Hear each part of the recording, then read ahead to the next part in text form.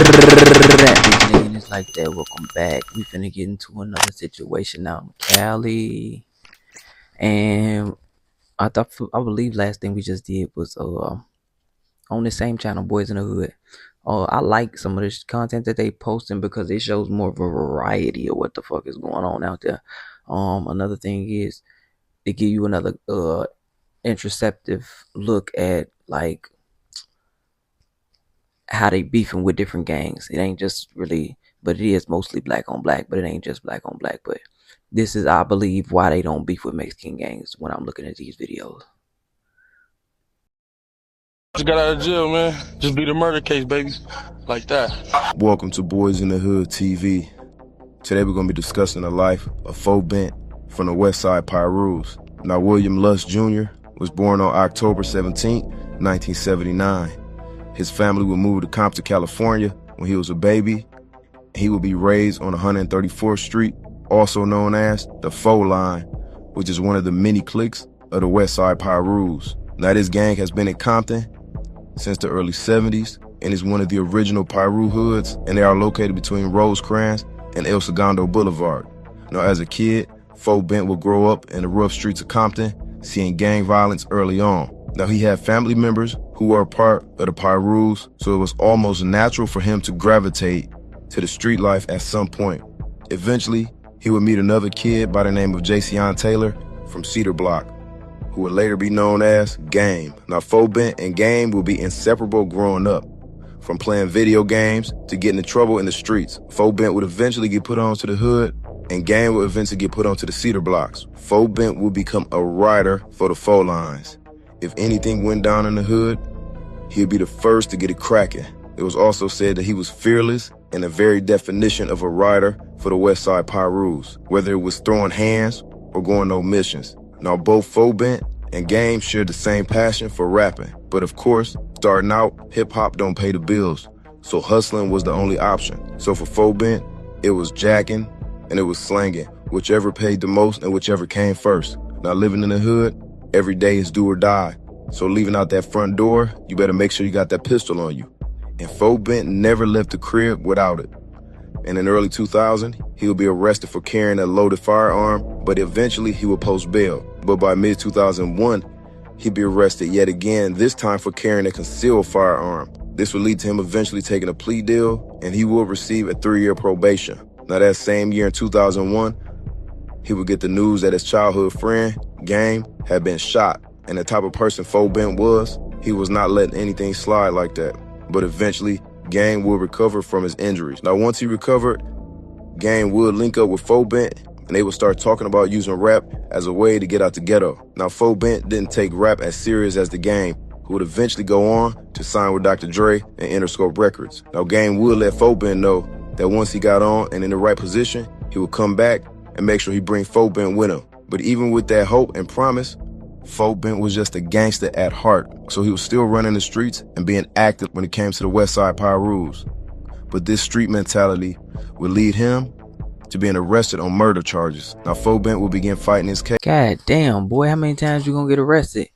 One thing about this shit I can say is they can't say this nigga Game ain't from Cali or Compton, or he not a blood or none of that, because this is like the fucking 4th video I think I done seen this nigga appearing and they speaking on this nigga knowing somebody from whatever hood and whatever block or whatever, and he do be shouting out to Cedar Block and all that shit on his records if you like ever listen to his shit. But I personally don't feel like he like no heavy hitter out there as far as like being no like, I don't know, no frontline pushing ass nigga. I just feel like he just one of them niggas that's from where he from.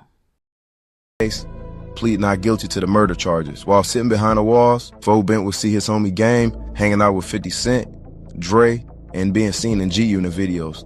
Now, as happy as he was for his homie, at that present time, he had no idea if he would ever see the light of day if he was to be found guilty of these charges. But by late 2003, due to lack of evidence, all charges will be dropped and Fo Bent will be back out on the streets of Compton. And as promised, his homie Game will come and get him and sign him to his imprint label called Black Wall Street. Breaking through gates and all that old type of shit. Fucking through a Compton canal. Yeah, that's how we do it out here, Black Wall Street. Watch the show after the game, baby. Billboard. Just beat a murder case, baby. Like that.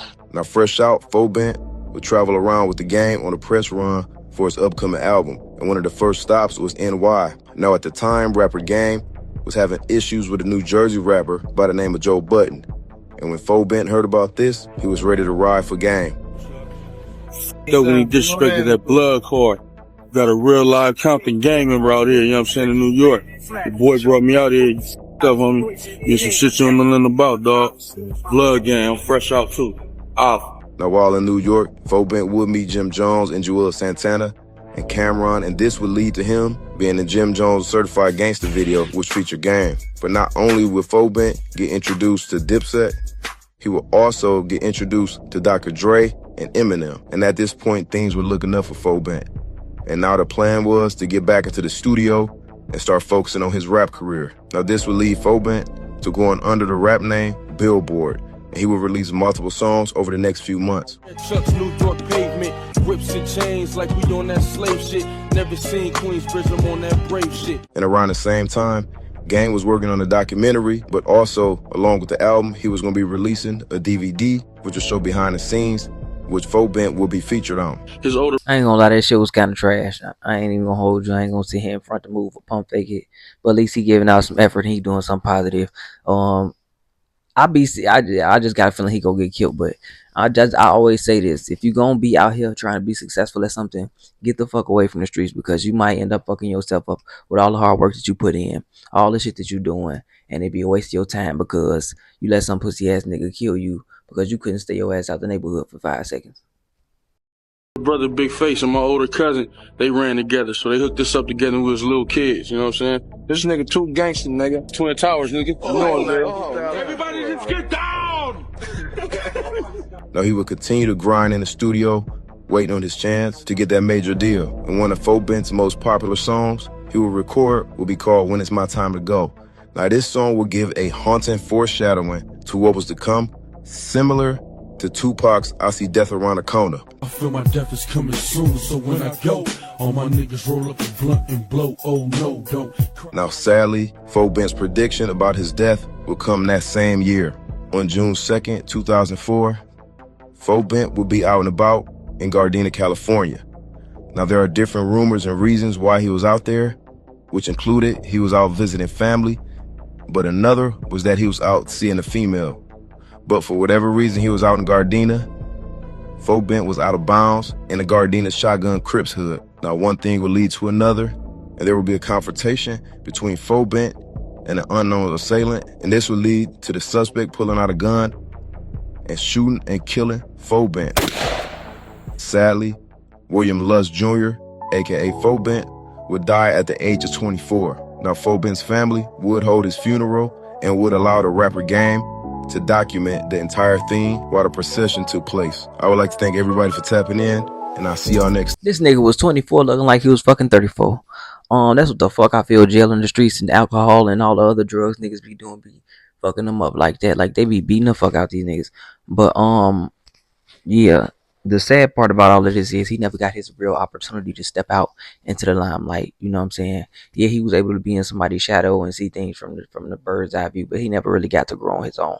Another thing is you can't be out here in the ops hood, my nigga. You can't. It don't matter if it's a bitch out there or not, bro. You can't just be out there like it ain't, and then you can't just be outside. If you gonna be out there, nigga, don't be outside, my nigga. Don't be outside waiting on the bitch.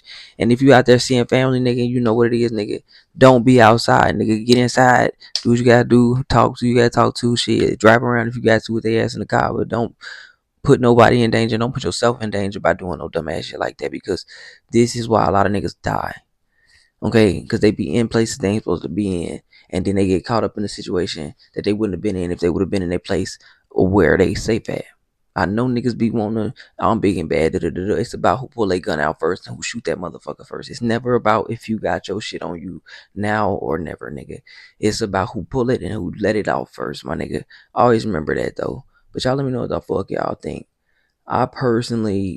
I hate situations like this because the rapper could have still took the nigga out the hood and kept him away from all this in the first place. But it's like at the same time, he a grown man, and by the time he come back home off tours and shit like that, you never know where it's going. Understand what work is. That's one thing I know. Observing, trying to close your curtains. These hoes be perping. OG, take a boy, watch niggas bound to attack. Gotta know your purpose, understand what worth is. These snakes is lurking, observing, trying to close your